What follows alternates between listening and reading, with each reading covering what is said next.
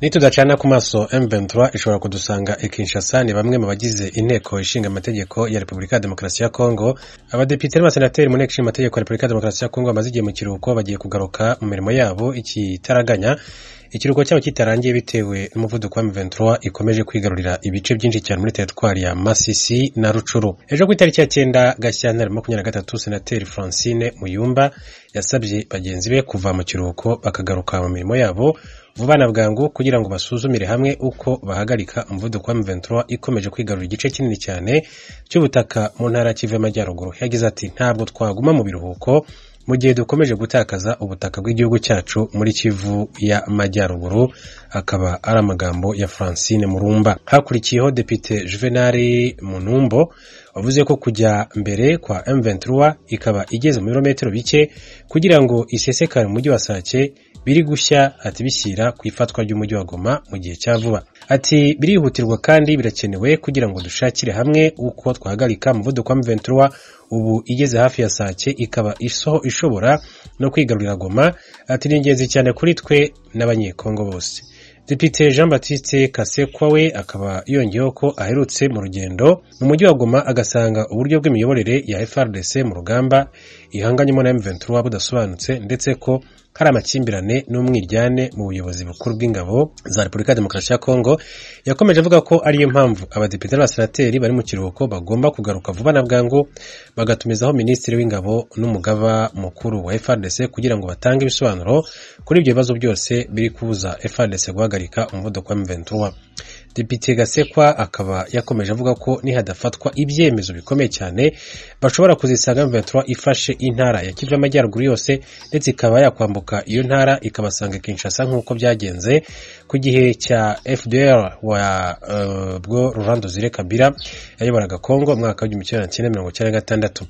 Abanyapolitike batandukanye muri RDC bakomeje kandi kugaragaza impungenge zishingiye ku kuba M23 ikomeje kwigaragaza cyangwa se kugaragaza imbaraga zirenze iza FARDC ndetse bimutwe ukaba ukomeje kubotsa igitutu ariko nako wigarurira ibice byinshi cyane muri teritwari ya Rucuru na Masisi wo mu ntara ya Kivu y'Amajyaruguru. M23 yo ivuga ko ubutegetsi bwa DRC bwanze gukemura ikibazo cyabo binyuze mu biganiro bityo ko urufaya rw'amasasu ari rwo ruzabafasha kubyumva neza. N'amagambo M23 yagarutseho igihe kitari gito.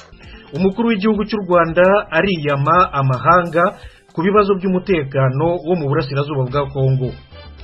So I tell people before you even get an answer from me as to what activities we are in Congo or about or not, you have to answer me why this problem is there.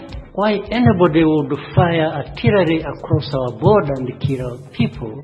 Perezida Paul Kagame aravuga ko mbere yo kumubaza niba u Rwanda ruri muri Kongo cyangwa niba rutariyo amahanga akwiye kubanza gusobanura impamvu ikibazo cy'umutekano muke muri icyo gihugu gikomeje ndetse rimwe na rimwe nibisasu bikava muri Kongo bikagwa mu Rwanda bikica abaturage. Muri Kongo nyine ejo abaturage benshi barimo bahunga imirwano ikaze hafi ya Sake mu ntara ya Kivu ya Ruguru. Bamwe berekezaga mu mujyi wa Goma abandi ikarehe. Mu Burundi abana batishuri bariyongera ahanini babiterwa n'ubukene cyangwa gutwara inda z'imburagihe. Turarebera hamwe muri make mu kanya uko byifashe mu ntara ya Bubanza. Ikaze muri kumwe na Thomas Kamiringi. Nkuko nari maze kubibabwira mu ngingo z'ingenzi z'aya makuru, umukuru w'igihugu cy'u Rwanda Paul Kagame avuga ko Repubulika ya Demokarasi ya Kongo ikwiye gukemura ibibazo byayo aho kubigereka ku Rwanda. Mugenzi wacu Temistocle Mutijima aratunyurira muri make mu ijambo Perezida Kagame yavuze mu nama yagiranye n'abadiplomate bahagarariye ibihugu byabo i Kigali.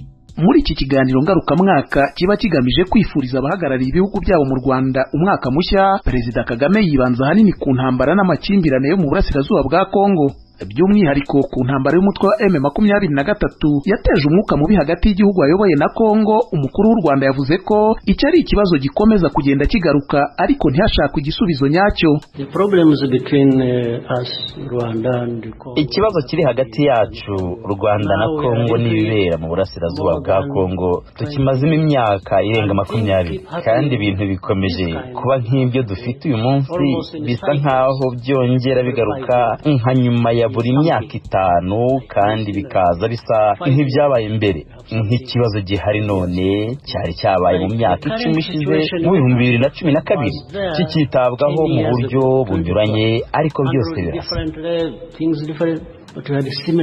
Perezida Kagame yanenze umusaruro w'ubutumwa bwa Loni muri iki gihugu gituranyi, yavuze ko butwara amamiliyari y'amadolari ariko nta gifatika bugeraho.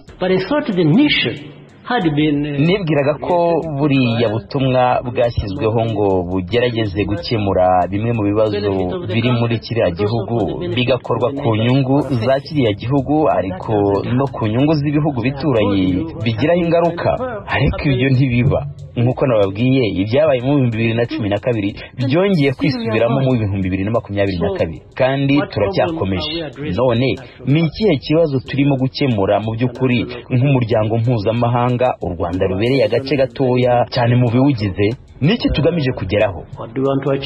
Mu gihe byinshi mu bihugu bikomeye byagiye bihamagarira u Rwanda guhagarika inkunga rushinjwa gutera inyeshyamba za M23 mu ntambara zihanganyemo n'igisirikare cya leta ya Kongo, umukuru w'u Rwanda yashinje ibyo bihugu kwirengagiza ukuri nkana kubera inyungu byaba bikurikiranye muri Kongo.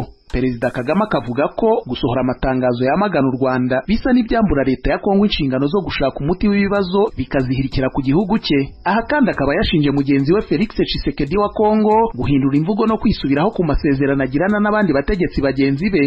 This person has dishonored dozens of agreements he has made with the people. Uyu muntu yagiye yanga kubahiriza amasezerano menshi yagiranye n'abantu. None wowe wibwira ko hari icyo azubahiriza ku byo mwavuganye?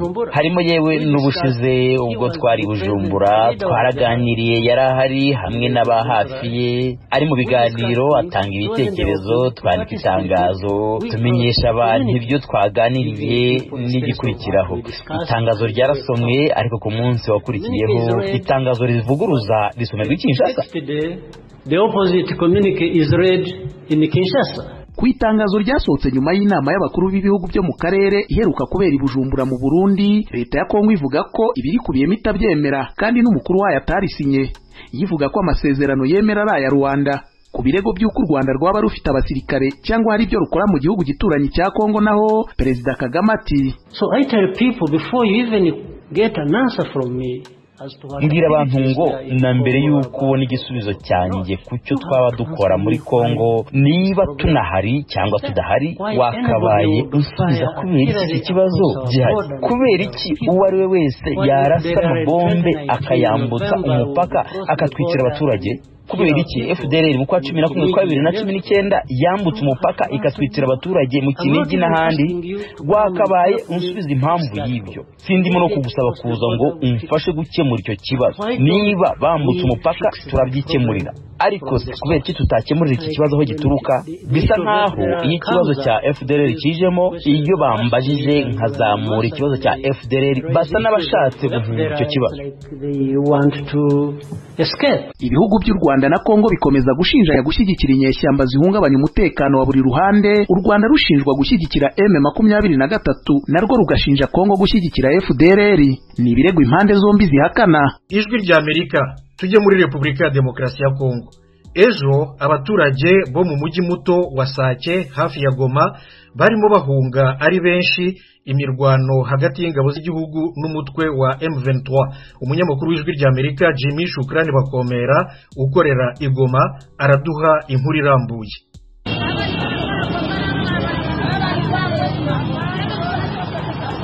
Aha turi mu gace kitwa Mubambiro, kari mu birometero 2 gusa uvuye mu mujyi muto wa Sake uri muri teritwari ya Masisi.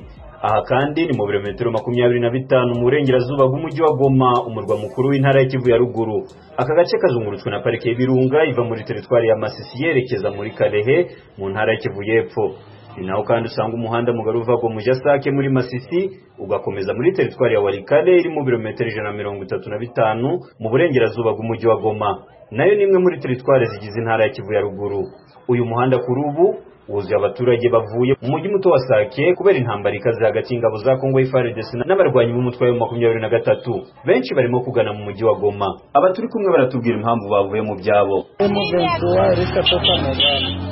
mu mujyi wa Sake ntabwo ibintu bimeze neza, murabona ubu ngubu turahunga nta kintu dufite. M23 yateye imaze gutera FARDC nayo yirwanaho, amabomba arimo kugwa ari menshi kandi ari kwegera umujyi wa Sake. Ibyo rero twebwe bikaba biduteye ubwoba, ariyo mpamvu ubona turimo guhunga. Abasigaye mu mujyi wa Sake nibo bake cyane, kuko murabona ahangaha natwe tumerewe nabi, twarushye, mbese muri make nta bintu twavanye mu mago yacu. Ubu turahangayitse cyane rwose.